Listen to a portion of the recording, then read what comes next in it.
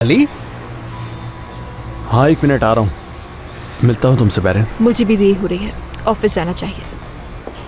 तुम ये बताओ कि तुम क्या कर रही हो अली के साथ यहाँ हाथों में हाथ डालकर? मैं उसके हाथ नहीं पकड़े बैठी थी, उसने मेरा हाथ पकड़ा ताकि रोक सके मुझे वो। किस पर भरोसा करूं मैं, तुम पर या जो मैंने देखा है उस पर? तुम उससे दूर रहो, वरना क्या? मुझे धमकी दे रही हो क्या? धमकी समझो या कुछ भी, खामोशी से बैठकर तुम दोनों का ये तमाशा नहीं देख सकती। लगता है तुम होश में नहीं हो। मेरा यहाँ रुकने का और तुमसे बहस करने का कोई इरादा नहीं।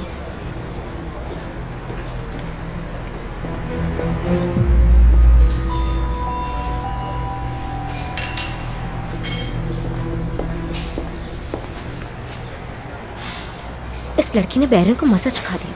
हाँ, उसके चेहरे से सब साफ जाहिर हो रहा था। हाँ, मगर ये दोनों सूट नहीं करती उसके साथ।